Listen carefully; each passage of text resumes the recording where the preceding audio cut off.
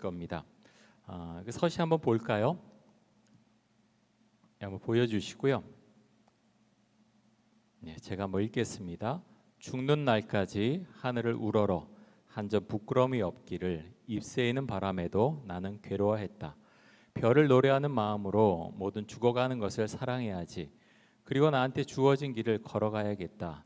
오늘 밤에도 별이 바람에 스치온다. 여러분, 이 시는 이제 하늘과 바람과 별과 시, 하늘과 바람과 별과 시라는 이름으로 이제 시집이 나중에 나왔는데, 윤동주 시인이 살았을 때는 사실 시집이 나오지 못했어요. 옥에서 옥사를 했지요. 일본에서 옥사를 하고 그 이후에 다른 분들이 그 시를 모아서 시집을 냈습니다. 근데 시를 보면 참 뭐랄까요, 민족의 아픔도 느껴지고요, 하나님을 향한 이 시인의 마음도 느껴지고 시인의 괴로움도 느껴집니다. 이 시를 쓴 게, 이 서시를 쓴 게 1941년 11월 20일이라고 합니다. 윤동주는 굉장히 괴로워하고 있었어요. 내가 전쟁 동원령에 따라서 일본 군대로 징집되어서 나갈 것인가, 아니면 창씨 개명하고 일본 이름으로 바꾸는 거죠. 그 이름을 바꾸고 일본으로 가서 그 유학길에 오를 것인가, 굉장히 번민을 합니다. 어떤 선택을 하더라도 조국과 민족 앞에서 내가 떳떳할 수 있을까, 굉장히 번민을 했습니다. 그래서 그는 그렇게 시에서 말하지요. 입새이는 바람에도 나는 괴로워했다. 정말 힘들어했던 거예요. 저는 이 시를 보면서 참 옛날에는 사실 그렇게 시를 들여다보지 못했던 것 같아요. 학교에서 시험 보고 뭐 이런 것만 사실 더 했었는데, 이제 광복절도 맞이하고 우리나라를 위해서 생각하면서 이 시대를 살아갔던 윤동주 시인이 얼마나 번민하고 아파했을까 하는 생각을 참 많이, 시간이 갈수록 더 많이 하게 됩니다. 저도 이제 1980년대에 대학교를 다녔고, 그 당시에 다녔던 학생들은 참 데모를 많이 했어요. 시대적인 아픔이 있죠. 체류탄 냄새를 늘 맡으면서 그렇게 학교를 다녔던 기억이 있습니다. 그러면서 윤동주 시인을 생각을 해봐요. 우리가 다녔던, 대학교를 다녔던 그 시대에 그 독재 정권에 그렇게 항거했던 그런 학생들의 어떤 외침들, 참 그런 번뇌들. 근데 그런 번뇌들은 사실은 이 일제 시대를 살아갔던, 그때 청년 시대를 살았던 사람들의 번뇌에 비하면 정말 아무것도 아니다라는 생각을 정말 많이 하게 됩니다. 윤동주는 일본으로 유학을 간 뒤에 조선의 앞날을 걱정하던 조선 유학생들과 함께 독립운동의 어떤 시발점 같은 그런 모임을 하게 되죠. 근데 그것이 발각이 나서 재판을 받게 되는데 2년형을 언도받습니다. 그리고 형무소에서 1년 7개월 동안 살다가 1945년 2월 16일에 28살, 너무 젊은 나이죠. 뇌일혈로 인해 옥사합니다. 근데 여러분, 뇌일혈이라고 했지만 우리 그 영화도 나왔죠. 윤동주에 대한 영화도 나왔는데, 저는 이제 부분적으로만 조금만 봤는데, 이제 뭐 기록에도 그렇고 그런 이야기예요. 주사를 많이 맞았다는 거예요. 근데 그게 그 생체 실험을 위한 어떤 주사였을 것이다. 근데 그렇게 추정을 많이 하지요. 그래서 그것으로 인해서 죽은 것이 아닌가 생각하는데, 사실 증명할 방법은 없지요. 어찌됐든 감옥에 들어간 지 사실 1년 7개월 만에 죽었다는 건 뭔가 문제가 있었다는 거죠. 그래서 윤동주는 그곳에서 삶을 마감하게 됩니다. 많이 생각을 해보게 돼요. 우리에게 국가는 무엇인가? 여러분에게 국가는 뭡니까?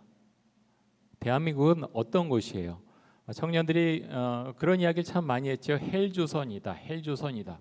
정말 우리의 조국이 대한민국이 헬조선인가? 코로나19 때문에 사실 좀 많이 역전이 된 것 같아요. 그렇게 욕하던 사람들이 외국에서 사실 있지만 꼭 뭐라 그럴까요? 그 가정의 소중함을 모르고 나가 있던 사람들이 정말 어려울 때 가정을 찾아서 다시 오잖아요. 이제 한국 사람들도 많이 그런 이야기를 하다가, 젊은이들도 이야기를 하다가 정말 어려울 때 어디를 찾아옵니까? 우리나라 오게 되죠. 왜 그렇습니까? 그리고 여행을 좋아하던 사람들도 안 받아줘요. 우리나라 처음에 이제 확진자가 많이 나왔지요. 한국 여행객 안 받는다. 숙박업소에 들어갈 수도 없고 막 이런 상황이 되니까 어딜 갑니까? 어떻게든 한국에 돌아오려고 하죠. 그래서 자신의 조국에 대해서, 대한민국에 대해서 참 많이 생각해 보지 않았을까 하는 생각을 해봅니다. 여러분, 나라가 없으면 사실 우리는 이 교회 안에 있을 수도 없고요. 하나님을 우리가 믿는다고 지금 이 시간에 이렇게 모여 있을 수도 없죠. 북한이 우리의 동포지만 북한만 해도 그렇지 않습니까? 저희 사실 가정만 해도 아버지가 1.4 때 내려오셨거든요. 배 타고 할아버지하고 내려오셔서 다른 분들은 사실은 정확한 소식을 이렇게 듣기 어려웠지만 일단 마을 전체가 다 이주했다 그래요. 어디로 이주하고 결국에는 참 좋지 않은 그런 결과가 다 있지 않았을까.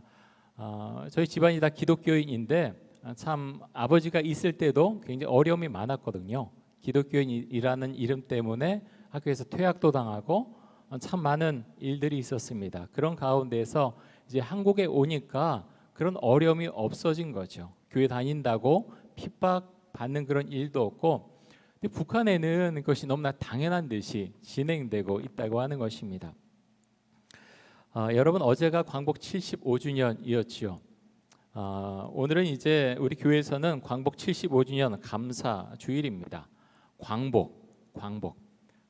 빚이 다시 이제 회복됐다. 뭐 그렇게 이제 직역을 할 수도 있지만 빼앗긴 땅과 주권을 되찾은 그런 의미를 갖고 있지요. 빼앗긴 땅과 주권을 도로 찾았다. 1910년 8월에 일본의 주권을 우리나라가 빼앗겼지요. 그리고 35년이 지난 다음에 1945년 8월 15일에 우리나라가 독립을 다시 하게 됩니다.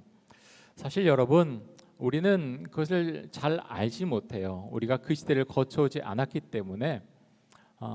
그런데 사실은 우리가 조금만 생각해 보면 그 어려움이 얼마나 대단했을까 우리가 알 수가 있습니다. 근데 그런 생각합니다. 역사적으로 미국과 연합군이 이 일을 했지요. 1945년 8월 15일에 우리나라가 독립할 수 있도록 그렇게 모든 길을 인도했습니다. 그런데 여러분, 우리에게 이 모든 것을 하나님께서 하셨다라는 신앙의 고백이 우리에게 있습니까? 이게 우리에게는 정말 중요합니다. 오늘 시편 126편 기자도 이것을 고백하고 있죠. 페르시아의 고레스가 칙령 내려서 유다 백성들이 그 바벨론에서 이스라엘 땅으로 돌아왔지만 그 역사적 사실을 알고 있지요. 그럼에도 불구하고 시편 126편 기자는 이렇게 고백하죠. 1절 한번 보겠습니다. 처음에 뭐라고 합니까? 우리 같이 한번 읽겠습니다. 여호와께서 시온의 포로를 돌려보내실 때 우리는 꿈꾸는 것 같았도다. 자, 누가 돌려보냈다고 말씀합니까? 여호와께서, 하나님께서 돌려보냈다라고 말씀합니다. 역사적 사실을 모르기 때문에 이렇게 고백하는 게 아니죠. 여러분, 요즘 어떻게 살고 있어요? 참 그런 생각합니다. 우리의 자유의지와 하나님 믿는 것 어떤 연관성이 있는가? 나라도 생각하고요. 그러면서 제가 지금 그렇게 말씀드렸잖아요. 광복이 쓴 것, 연합군, 미군 열심히 싸워주고 너무나 감사하죠. 하지만 그 모든 것 뒤에 하나님의 섭리와 하나님의 결정과 하나님의 역사심이 있었다. 우리는 분명히 그렇게 고백을 드립니다. 우리의 삶도 마찬가지죠. 우리가 주님을 믿고 살아가면서 말씀 가운데 정말 많은 지혜와 힘과 용기를 얻게 되죠. 그런 가운데에서 나의 삶을 하나님께서 어디까지 주관하시는가 참 많이 생각을 해보게 되고요. 국가가 우리 교회와 또 나 개인과 우리 가정과 어떤 연결점이 있는가 참 많이 고민하고 생각해 보게 됩니다. 오늘 말씀 가운데에서 시편 기자는 이렇게 바벨론에서 포로로 돌아오는 것 마치 꿈꾸는 것 같았다라고 그렇게 말하고 있습니다. 여러분, 그렇죠. 우리나라 같은 경우는 35년 동안 일제 강점기를 우리가 살아오지 않았습니까? 유다 백성들은요 70년이에요. 그 배가 되겠죠. 70년 동안에 포로로 잡혀온 사람들은 대부분 아마 죽었을 거예요. 옛날에는 이제 그렇게 오래 살지 못하는 경우가 많이 있지 않았습니까?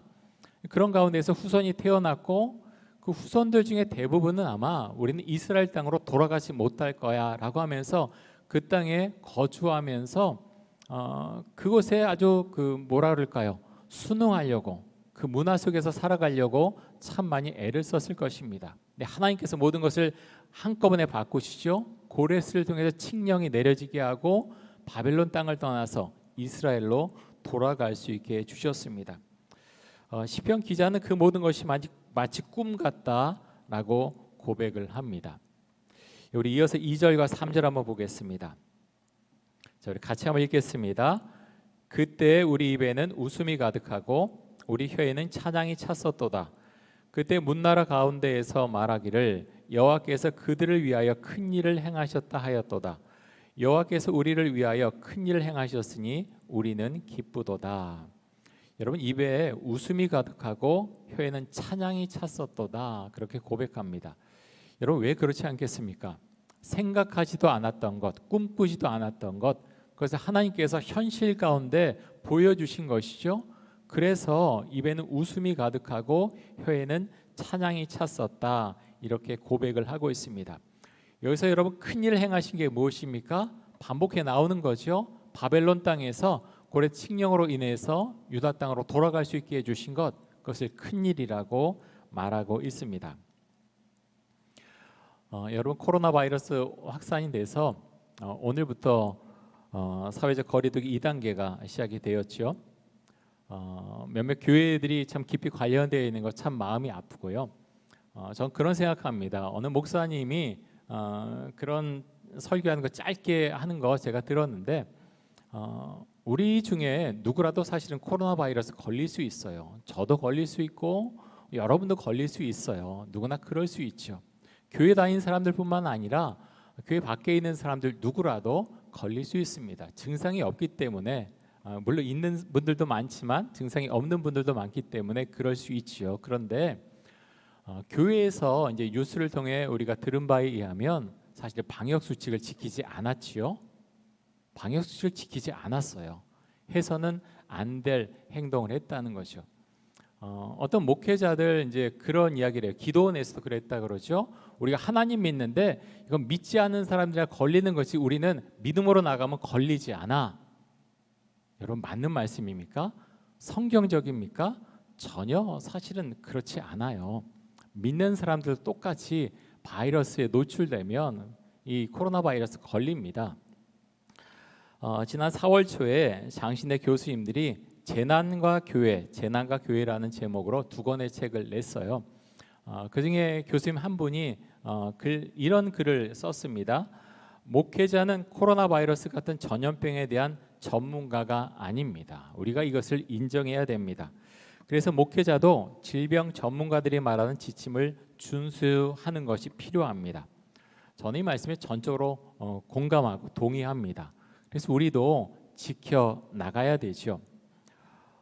여러분, 이렇게 지켜나가는 게 믿음이 약하다? 여러분, 그런 관점으로 우리가 믿음의 세계를 바라봐서는 안 되겠습니다. 그건 성경적이 아니죠. 정말 우리가 믿음으로 고백하면서 이런 수칙을 지켜가면서 이 시대 교회가 어떻게 나가야 되는가 고민하고 준비하는 것이 진정 하나님께서 우리에게 원하시는 그런 시간들이라고 생각을 합니다. 자, 시편 기자는 또 이렇게 고백을 하는데요. 4절 말씀 한번 보겠습니다. 자, 같이 한번 읽겠습니다. 여호와여, 우리의 포로를 남방 시내들 같이 돌려보내소서. 여러분들 중에 혹시 이스라엘 다녀오신 분이 계신지 모르겠어요. 혹시 다녀온 분 계세요? 예, 아무도 예. 누가 청년들 중에 누가 있어요? 예, 제 아내도 있는데 손을 안 들어요. 예, 저희 한 5년 정도 살다 왔는데요. 여기서 말한 남방 시내는 이제 이스라엘 같은 경우는 국토의 50% 정도가 광야입니다. 이제 주로 남쪽에 있죠. 제일 남쪽에 네게브 광야라는 곳이 있어요. 여기 가면 사실은 정말 물이 거의 이제 물을 찾아볼 수가 없어요. 근데 그런 가운데서도 이런 아랍 족속 아랍에 속했던 사람들이 농사지은 흔적이 나와요. 1년에 연 강수량이 100mm, 150mm 정도밖에 안 됐는데 그 물을 모아서 농사를 지었던 흔적이 나옵니다. 대단히 놀랍지 않습니까? 여기서 말한 남방 시내는요. 남방 시내는 네게브 광야에 있는 와디를 말해요. 여러분 와디 아세요? 이런 골짜기 같은 거 있죠. 이런 광야가 있는데 쑥 들어간데 그런 데를 이제 남방 시내라고 지금 말하는데 엄격하게 말하면 시내가 아니죠. 와디예요. 메말라 있습니다. 그런데 우기 때 비가 그렇게 많이 오진 않아요. 근데 한때 갑자기 내릴 때가 있어요. 저는 그때 그렇게 내릴 때 네게브 광야에 있진 않았는데 TV를 통해서 봤어요. 너무 놀랐어요. 그 물이 그 사막에 광야에 비가 왔는데 와디에 막 물이 철철철 흘러가요. 너무 놀라워요. 정말 놀라워요. 물이 참 무섭잖아요. 이번에 장마를 이제 우리가 겪으면서 수많은 재해를 당하는 것을 봤는데 이 광야에도요 물이 그렇게 비가 내리면 유대 광야도 그렇고 네게브 광야도 그렇고 비가 내릴 때 갑자기 막 그렇게 물이 와디를 통해서 흘러가는 것 정말 경이롭다라는 표현밖에는 사실은 할 말이 없어요. 그렇게 지나간 다음에 풀이 나고요 꽃이 핍니다. 물이 있으면 햇빛이 원래 많으니까 놀라운 일이 광야 가운데 펼쳐지게 됩니다.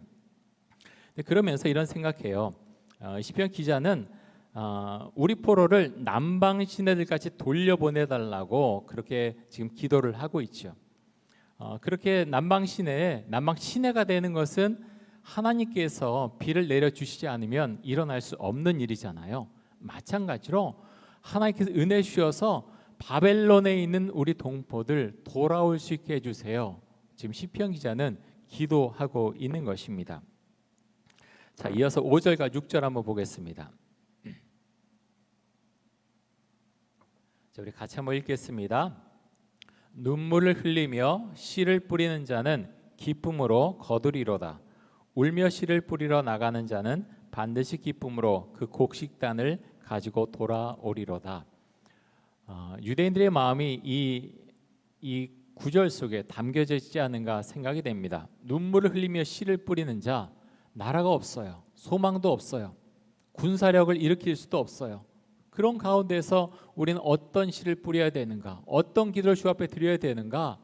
그런 가운데서도 씨를 뿌린다는 거예요. 눈물을 흘리며 씨를 뿌린다라고 지금 말하고 있습니다. 근데 그렇게 뿌리는 자는 어떻게 한다고요? 기쁨으로 거두리로다. 반드시 기쁨으로 그 곡식단을 가지고 돌아오리로다. 시편 기자는 그렇게 고백을 합니다. 여러분 예수 믿고 살아가면서 좀 어떠세요? 사회는 참 한편으로는 참 냉정하죠. 내가 실력이 있지 않으면 회사에서 오라 그러지 않고요. 내가 어떤 일을 분명히 해야 되겠다라고 그 길을 계속해서 나가지 않으면 내가 할 수 있는 일이 사실은 제한되어 있어요. 제가 좀 됐는데 세바시에서 신용아라는 분이 계세요. 혹시 들어보셨어요? 영어 이제 유튜브 강의로 유명한 분인데 아마 들어본 분도 계실지 모르겠어요.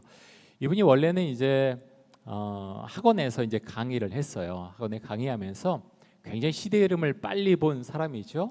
그래서 유튜브 강의를 준비하는데 그렇게 했대요. 학원 강의하고 집에 왔다 갔다 하고 준비할 시간이 없는 거예요. 그래서 어떻게 했냐면 일주일에 한 2번 정도만 집으로 오고 나머지는 학원에서 잤대요. 계속 유튜브 준비하고 새벽 4시, 5시까지 그거 하면서 준비하고 영상 해보고 올리고 하다가 그것에 의자 다 책상 같은 데 겹쳐놓고 하루에 2-3시간 자면서 준비했다는 이야기를 하더라고요.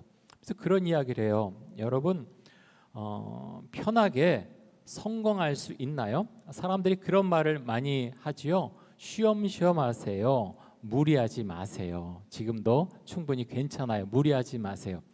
근데 이분이 생각을 해봤다는 거예요. 무리하지 마세요. 물론 자신을 생각해서 해주는 말인데 내가 이대로 따라야 될까? 아니라는 결론에 이르렀다는 거예요. 무리하지 않고 내가 성공할 수 있을까? 무리하지 않고 내가 어떤 정말 돌파돼야 될 그런 돌파점을 돌파할 수 있을까? 그런 고민하다가 그것이 아니다라는 결론을 냈다는 거죠. 그래서 그분이 신용아 분이 이제 그런 이야기를 하세요. 변화와 성장은 언제나 우리의 한계점에서 이루어진다. 변화와 성장은 언제나 우리 한계점에서 이루어진다. 저는 참 이 말이 참 명언 같아요. 변화와 성장은 언제나 우리의 한계점에서 이루어진다. 우리가 살다가 참 이 일을 꼭 해야 되겠다. 여러분이 생각하는 그런 게 있잖아요. 여러분들 중에는 안정된 직장을 다닌 분도 계시고 시험을 준비한 분도 계시고 내가 뭘 해야 될지 모르겠다 참 번민하는 그런 청년들도 있을 겁니다. 그러면서 많이 고민하면 좋겠어요. 많이 생각하면 좋겠어요. 아까 윤동주 시인 이야기를 했는데 이제 그런 번민을 많이 하거든요. 이런 시대에 태어나서 내가 시를 써야 되나? 나는 잘 사는 걸까? 그래서 낮에 독립운동에 가담했다가 옥에서 이제 삶을 마감하잖아요. 사실 그런 시대보다 우리는 나은 시대를 살아가고 있잖아요. 우리의 선조들이 많이 애쓰고 또 하나님께서 은혜 베풀어 주셔서 우리가 그래도 뭐 청년들이 헬류선 이런 말도 하지만 정말 이렇게 정말 감사할 수 있는 나라가 많지 않아요. 외국에 살아보면 그것을 또 알 수 있습니다. 그러면서 여러분 고민하고 생각해 보면 좋겠어요. 나는 무엇을 하면서 세상을 살아가야 될까? 하나님께서 나의 삶 가운데 무엇을 말씀하실까? 그것을 깊이 고민하고 그리고 고민만 하지 말고 기도할 수 있길 원합니다. 기도하면서 내가 뭘 잘할 수 있을까? 뭘 할 수 있을까? 뭘 준비할 수 있을까? 생각하고요 하는 거예요. 그런데 이 신용아 씨의 말을 좀 기억하시면 좋겠어요. 영어할 때 이분이 그런 이야기를 해요. 왜 실패하느냐? 그런 한계점을 이렇게 넘지 못한다는 거예요. 그래서 하기 싫은 것, 이제 이분이 그런 이야기 하세요. 세바시 강연 처음에 이제 요청 받았을 때 처음에 딱 든 생각이 부담스럽다, 하기 싫다. 그 생각이 딱 들었다는 거예요. 많은 사람들 앞에서 한 번도 이야기를 해본 적이 없어서 그래서 이렇게 대답했대요. 예, 하겠습니다. 재밌지 않아요? 그러면서 이런 이야기를 해요. 어른이라면 하기 싫은 일, 그것을 할 줄 알아야 어른이지 않겠습니까? 그래야 성장하지 않겠습니까? 어린아이처럼 하고 싶은 것, 즐길 수 있는 것만 다 하고서 어떻게 내가 성장할 수 있겠습니까? 그렇게 다 시간도 보내고 즐기고 한 다음에 주님 제가 성공할 수 있겠습니까? 이건 제가 이제 그분이 한 말이 아니라 그렇게 묻는다면 주님께서 우리에게 뭐라고 말씀하실까요? 여러분 용기를 많이 내시고요. 참 어려워요. 그렇지 않아도 취직하기 어려운데 코로나19까지 있어서 지금 있는 직장인들도 흔들거리고 있잖아요. 그래서 그런 가운데서 딱히 뭘 하십시오 말하기도 굉장히 어려운 그런 시기를 우리가 살아가고 있습니다. 그런데 여러분 정말 주 앞에서 기도하면서요, 여러분 아직 젊잖아요. 그런 가운데서 내가 할 수 있는 게 무엇이 있을까 주 앞에 물으시고요. 어떤 것을 결정했으면 신용아 씨가 말한 것처럼 무리가 되더라도 계속해서 준비하고 꾸준하게 그 길을 걸어가세요. 여러분 유튜버들도 그렇게 한다고 그러지 않습니까? 처음에 이제 사람들이 안 봐도 성공할 수 있는 가장 기준점은 한 곳을 계속 파는 거예요. 사람들이 안 봐도 계속 연구하고 해서 그것을 쫙 쌓아갔을 때 어떻게 이게 갑자기 터지는 수가 있대요. 그러면 사람들이 앞에 있는 것까지 다 찾아본다는 거예요. 여러분 그런 것이 참 공통점이 있는 것 같아요. 여기 기후 저기 기후 왔다 갔다 하면요, 그것의 전문가가 되기가 굉장히 어려워요. 그래서 여러분 주 앞에 기도하면서 하나님 제가 어떤 일을 하길 원하십니까? 기도하고 준비해 가는 거예요. 정말 열심히 준비해 가면서 정말 변화 성장을 이룰 수 있도록 정말 한계점을 넘어서서 이룰 수 있도록 기도하시고요. 그 가운데 삶의 은혜를 찾아가실 수 있기를 바랍니다. 말씀 하나만 더 보겠습니다. 신명기 8장 2절과 3절입니다. 우리 같이 한번 읽겠습니다. 내 하나님 여호와께서 이 40년 동안에 내게 광야길을 걷게 하신 것을 기억하라. 이는 너를 낮추시며 그 명령을 지키지 않는지 알려 하심이라. 너를 낮추시며 너를 줄이게 하시며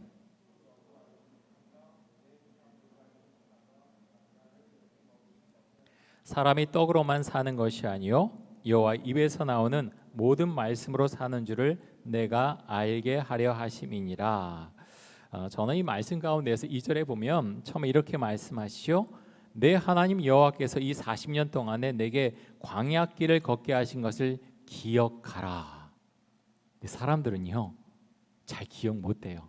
40년 동안 얼마나 고생을 많이 했어요. 아버지 어머니 세대들은 다 죽었거든요. 왜 죽었는지 자녀 세대들이 알고 있어요. 근데 사람은요 망각의 동물이라 그러잖아요. 정말 자꾸 잊어버려요. 여러분 하나님에게서 여러분 언제 은혜를 받고 언제 구원의 은총을 받았습니까? 언제 확신을 가졌습니까? 여러분 은혜 주신 것 우리가 기억할 수 있기를 원합니다. 기억하는 것은요 우리의 삶을 새롭게 하는 어떤 변곡점 같은 역할을 합니다. 그러면서 8장 3절에서 그렇게 말씀하시죠. 만나를 내게 먹이신 것은 사람이 떡으로만 사는 것이 아니요 여호와 입에서 나오는 모든 말씀으로 사는 줄을 내가 알게 하려 하심이니라. 저는 이 말씀을 사실 삶으로 많이 경험을 했어요. 저는 사실은 조금 이제 다른 삶을 살아가잖아요. 이제 목회자의 삶을 살아가는데 목회자도요 그런 마음이 확 들어올 때가 있어요. 이스라엘에서 제가 공부하고 이제 돈도 다 떨어지고 집세도 낼 돈이 없고 막 그럴 때 내가 가장인데 그 마음이 마음속에 확 밀려오는 거예요. 근데 한순간에 그런 믿음 같은 게 막 흔들리고요. 머리도 복잡해지고 어려워져요. 근데 내가 현실 가운데서 제가 성지순례 가이드 거의 안 했는데 마지막에 한두 번 하면서 그렇게 가이드하면 사실은 생활비가 나오거든요. 그러면서 여러 가지가 사실은 다 흔들렸어요. 순간적으로 뭔가 돈을 번 것 같은데 삶이 뒤죽박죽이 되고 그 근간에 굉장히 어려웠습니다. 그러면서 정말 저로 하여금 깨닫게 해주시는 게 이 말씀 깨닫게 해주셨어요. 내게 만나를 먹이신 것은 사람이 떡으로만 사는 것이 아니요 여호와 입에서 나오는 모든 말씀으로 사는 줄을 내가 알게 하려 하심이니라. 저는 이 자리에 계신 우리 성도님들 이 말씀 기억할 수 있기 원합니다. 사실 짧은 것으로는 우리가 잘 알지 못해요. 하나님 떠나가도 잘 살던데 괜찮던데 성공하던데 여러분 나중에 깨닫고 알게 됩니다. 이 말씀이 얼마나 중요한 말씀인지. 하나님 떠나서 내 마음대로 하고 세상의 성공을 지향하고 나가는 것이 아니라 내가 정말 말씀 가운데 사로잡혀 있어서 이 말씀이 나의 신앙 고백이 될 때 하나님께서 나의 삶을 인도해 주신다고 하는 것, 그것을 정말 깨닫게 될 수 있길 원합니다. 생각으로만 깨달아지는 것은 아니고요. 정말 여러분이 기도할 때 또 말씀 가운데 나갈 때 이것을 깨닫고 그 가운데 살아갈 수 있습니다. 여러분 그런 은혜가 여러분 가운데 충만하게 임하길 원합니다. 우리 찬양한 뒤에 우리 함께 기도하도록 하겠습니다. 이 땅의 동과 서 남과 북 함께 찬양하겠습니다.